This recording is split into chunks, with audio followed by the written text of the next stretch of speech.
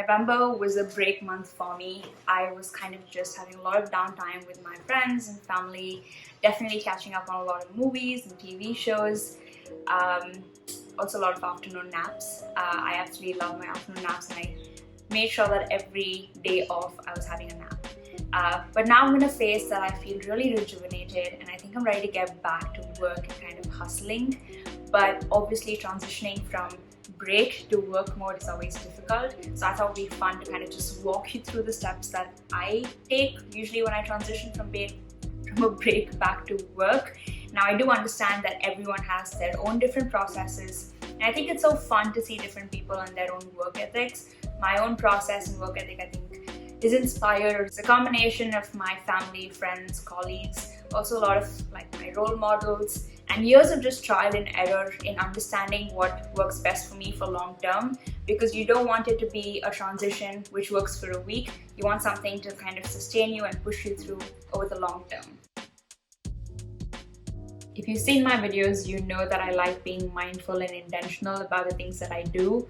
I think that way the decisions last more longer and long term than just very short-lived ones. So the first thing that I like to do when I'm getting back to work is just sit down by myself and have a book to scribble my thoughts in, or sit down with a friend or a family member that kind of understands me and my journey, and just use them as a sounding board to just bounce ideas off them. Because I think when you vocalize your thoughts or write them down, it becomes more real, it becomes more solid, and that becomes my first line of accountability. Once I have my intentions down and I know what I want from myself, the next step is to create to-do lists for 3 main things. The first one is my body. Now, I really believe that being healthy in terms of my physical self and my mind are my greatest assets to achieving everything that I want to achieve. So when I'm trying to transition back to work, the first thing I check up on is how I'm doing. Am I feeling energetic? Am I feeling healthy? And if not, then that's the first thing that I put on my to-do list.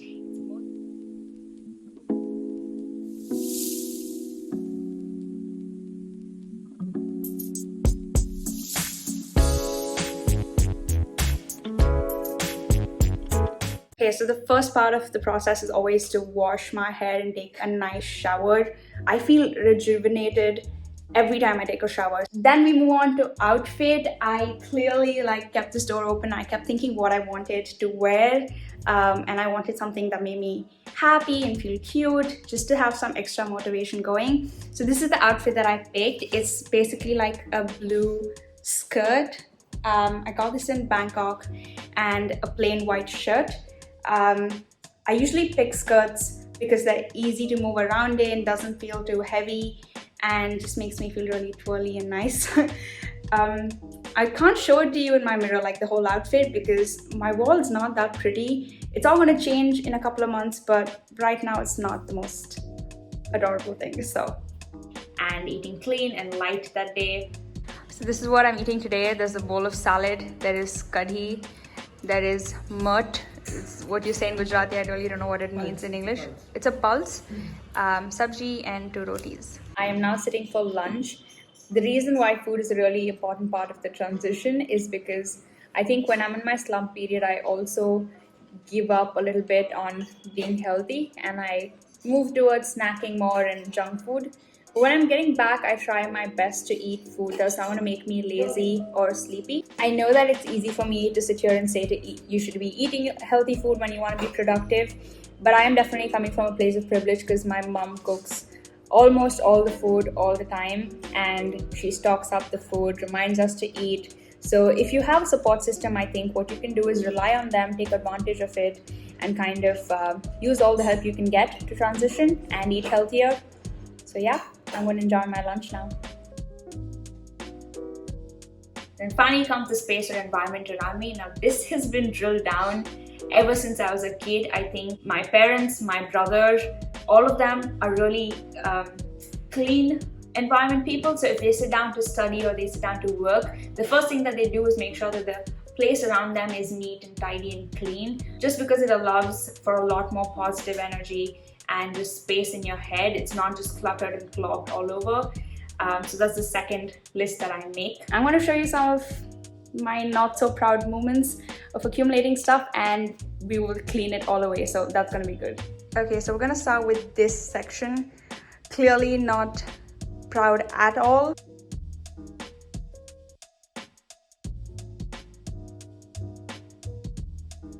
Okay, so we have completed cleaning the table. We put the clothes away, cleared out everything from the side, put a new bed sheet. This is my grandmom. I share the bed with her. And Nico, so this is Nico's bed, and Giraffe. What you doing, Nico? How was your workout? Was it good? Was it good? Was a little poopy? Was it a good workout? A little boy.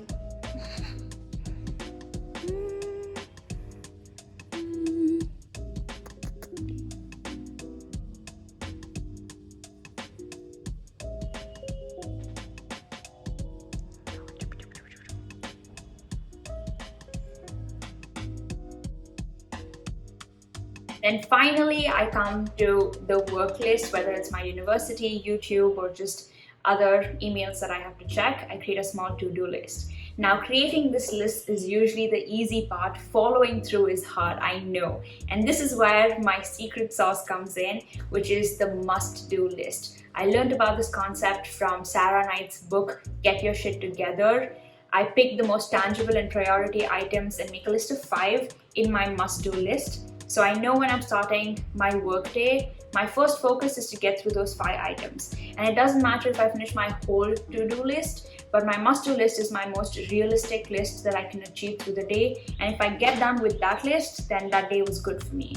This is December 4th when I'm filming the intro, because I realized I hadn't filmed the intro, and I think I can check in and say it's been 4 days since I've gotten back to work and hustling, and everything is on track, and I'm really enjoying my work mode again. And this process really works for me because it is not just taking your laptop and just sitting and like getting back to it. You're really prepping your space, your mind, your body for that work mode. And so the transition is slow and soft and kind, but it stays on for longer term, and you just feel a lot more happier getting back to it. It's not a very annoying process. It's mindful and intentional. That's it. We're at the end of the vlog. I hope you enjoyed this. I really try to keep it super real and authentic to my process. I would love to know what your process is. What are the things that works for you when you want to get back to work? So make sure you leave that in the comment section, and I'd love to read about them. If you like this video, make sure to give it a thumbs up and subscribe to my channel for more videos. December is going to be packed with a lot more finance videos. If you haven't followed my Instagram page yet, then I will leave it here, and make sure you go and follow that page, and I will see you in my next video. But while cleaning, I found some cool things that I thought I'd share with you because it's just really cute and fun. I found these cards. They're How Well Do You Know Your Bachelorette? They're from both my sisters' bachelorette parties, and they passed it on to me for my bachelorette. So that's many years away, and I take care of them. But I thought they're really fun cards. These are completely damaged. What is their astrological sign? What did the bachelor have? Did the bachelorette have a nickname in high school? I think they're really cute, fun cards. I will leave the link to this in the description box if I can find it. The other thing that I found that made me so nostalgic. So in my house, we had a rule that we couldn't get a phone till we finished our 10th grade. But being the second child and technology advancing fast enough, when I was in my 10th grade, iTouches came out. I don't know if you guys know this, but they were basically like a phone, except there was no SIM card. So I could have Facebook and WhatsApp and Snapchat and Instagram and everything. Me and my best friend both got an iTouch together. Really cute little case here, and I just stopped using it after I got a phone. But I recently took it out again to kind of maybe listen to music on it, so that when I'm outside I don't have to drain out my phone battery. The next thing, the reason I'm showing this is because I think this has been a life savior for me. I don't have a very strong back, so when I get my periods and around my periods, if I'm doing something like lifting too much weight, or just very hectic or stressed out, then my back starts hurting. And the only thing I could do to immediately get the stop to like reduce was a hot bag. And I've had this hot bag for 3-4 years myself, and my mum 12-15 years. So together it's like 18 years solid. And you can see that because I've done some random scribblings here. I've written my name, my brother's name, I've written my mom and dad's name and put hearts around it. And then I've like scribbled this. I remember doing these scribbles in school. I used to carry this to school sometimes because the pain used to be really bad. And I was in chemistry class and I was doing this, and I even got caught. So my mom called me out and I got punished and all of that. But I don't know, I just wanted to put this in because it's a really fun memory. The next thing that I want to show you is probably my most favorite thing. It's basically an advanced piggy bank. I won this in, I don't know how to explain this, Navratri. It's basically a Gujarati festival, dance festival, but we have competitions here in Chennai.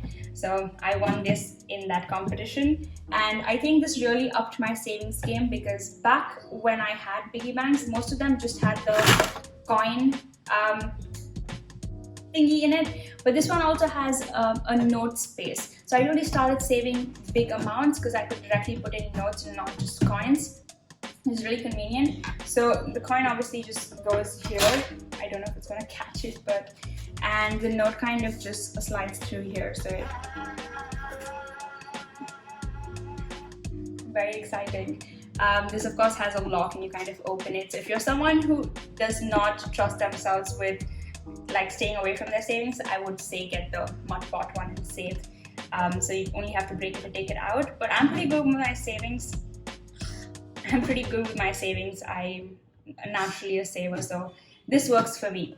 Yeah, that's about it. I thought it was really exciting. I'm super happy I cleared one space.